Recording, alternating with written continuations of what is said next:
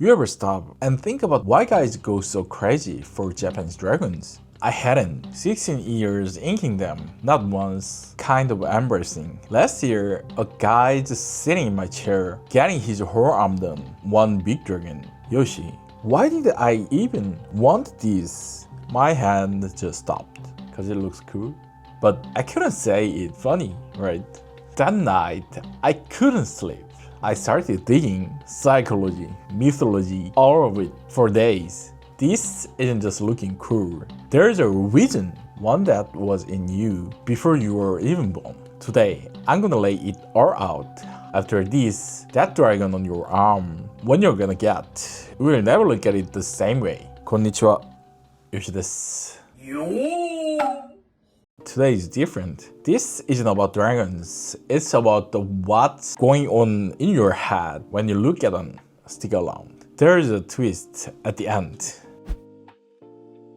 You know the first thing I figure out, we already knew this dragon long before any of this. You remember the first Eastern dragon you ever saw? No, me either. We were way too young. Shenlong from Dragon Ball, the one that grants wishes. Haku from Spirited Away. Here's a dragon, right? Does it hurt anyone? No, he protects her. The Eastern dragon was always that guy. Wise, protective, not something you mess with always. I thought that was just a coincidence. It's not. That's literally what the dragon is. A water god, bring the rain, shields people from disaster. It doesn't destroy, it protects. Every story that draws him draws the same face. There's no other version. And you saw it hundreds of times without even noticing. It just stacks up inside you. Nobody taught you. You just lived it. The Eastern dragon is the strong one that protects. Sitting in there, don't even know it. Now here's the funny part. All that packed inside you, but when you actually see a dragon, only thing comes out of your mouth. Oh, that's sick. That's it. You ever someone go, I drawn to it cause it feels wise and protective? No, me neither. They just say it's sick and move on. This is where everyone gets it wrong. Oh, so they don't get the meaning. They just like the look. No, it's the exact opposite. Listen, that's sick. That's not you missing the rest. That's your head taking every dragon you've ever seen and giving you the answer. You just can't put it into words, but your gut never once confused. That's what we are doing today. Taking an answer you already have and finally putting into words slowly.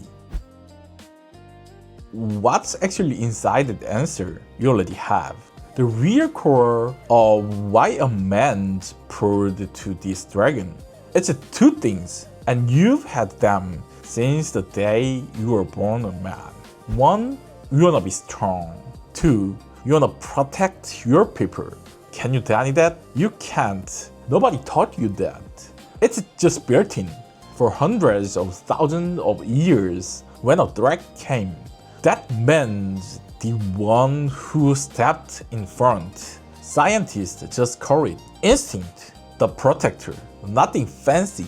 I stand first so the person behind me doesn't get hurt. That's it. Check this. How many images out there have both of those in one? Almost none.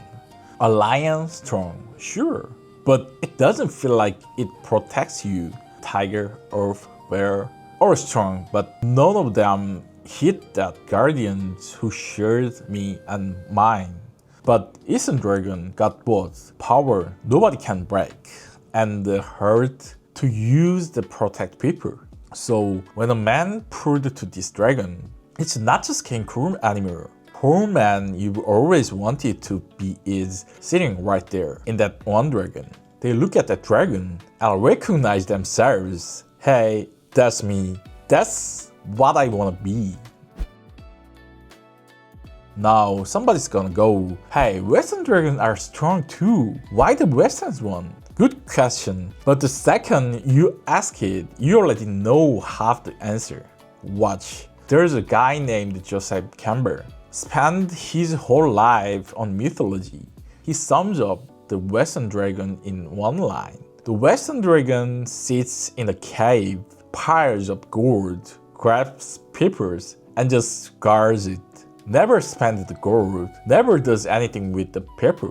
You've met that guy, right? Has a tongue, enjoy none of it. Just white knuckles it, scared to lose it. That's the Western dragon. Cool. No. That's not power, that's greed. Kidnapper. A thief. That's why the knight come and cut it down, cause it's got it coming. So the Western dragons only hits half your instinct. Strong. But it's never used the strength to protect anyone. Power to wreck others, but not to hold its own people. The Eastern dragon is the opposite, just as strong. But that strength doesn't take it, it protects. So when your god puts them side by side, even if you know zero mythology, your hand goes to the Eastern one. Of course, you don't want to be a thief, you want to be the one who protects. Like, subscribe. Okay, now the real core, being strong, protecting, sure. But isn't that true for women too? Why is it mostly men who lose it over dragons? A man's body fits the dragons like it was made for it. This one's kinda funny, but it's real. The Eastern dragons got no wings. It's long and winding, like a snake. Look at your arm, it's round, right? Shoulder round, biceps round, back's wide and round. Everywhere, guy want ink. This like that, big curves. The Western dragons got bat wing, 4 legs, and Chuck Dino body. A slabbing on your arm, and it's just sit there, doesn't float. But Eastern dragons, that winding body wrap your shoulder, run down your forearm. So even if you don't know the mythology, your body knows first before your head works it out. Your body already goes, this one's mine. That instinct, get strong, protect. Old school man had somewhere to put it. Hunting, fighting, freeing your body between your family and danger. The instinct was just daily life. But now, you are sitting in an office, staring at monitors, shielding your people with your body. Never comes up. The world got comfortable, and every place a man could let that instinct out just disappeared. But listen, the instinct didn't go away. It just lost its outlet. The urge to get strong, protect, still alive in you. It just got nowhere to go. So where does it go? It comes out on your skin. It can't act it out, so you ink it out. I'm strong, I'm protect. That's the dragon tattoo. That's the real thing. But it doesn't stop at coming out your skin.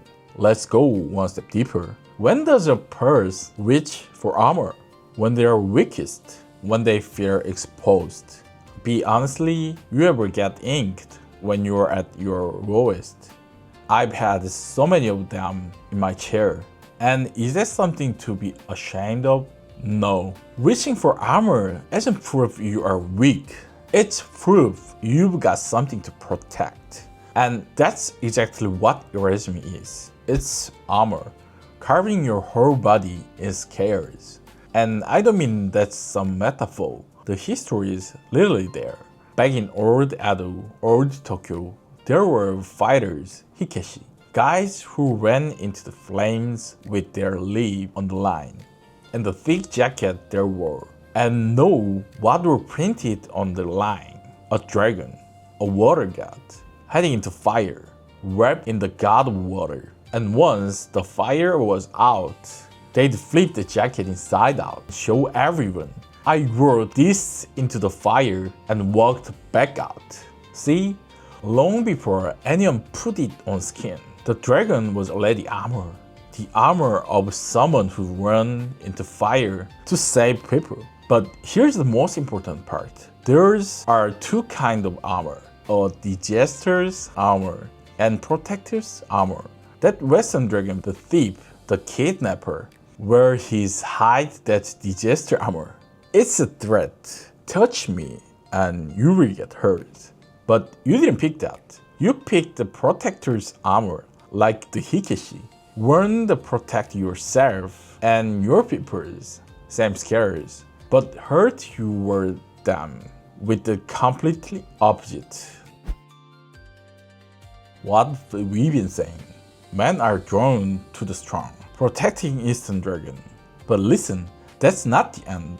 I gotta bring a guy named Jung, a psychologist. He talked about this thing called the shadow. Don't take it as some big word. There's a wild thing inside you that the world presses down and say, keep that in. Fierce, rough, strong. Everyone keeps it down and acts severe. That's the shadow. What did the West do with it? Killed it, turned into the dragon, and sent a knight to cut it down. But Jung's whole point is the opposite. You don't kill it, you leave it. You never actually want to kill it, right? You just kept it down, and the Eastern Dragon is exactly that. Now the dragon's true identity comes out. The Western Dragon's monster from birth, ever starts to finish, never changes. Just says that waits here to take its sword. The Eastern Dragons wasn't a dragon to begin with. The Dragon Gate. If you've watched my channels a bit, you know this. A flying carp swim up against a brutal waterfall that makes it over finally become a dragon. That's the real identity. It wasn't a dragon from the start. The weak one that climbed all the way and became it. Now go back to the start. What is your instinct? I wanna get strong. I wanna protect. Look again. Both are about becoming. Not I'm strong, but getting strong. Not I made it, but still climbing. You weren't drawn to the dragon. You weren't drawn that carp fighting up the waterfall, becoming a dragon at the end. Your gut knows that you're still a calf, still weak. So instead of the already finished creatures, you picked one that starts weak and climbed. Your head didn't know it, but your gut knew all along. So inking a dragon on your body isn't bragging. I'm strong. It's a promise. I'm becoming this. The Eastern Dragon isn't stronger to you, not an enemy either. It's you, the you you're becoming. Like, subscribe. お疲れ様でした。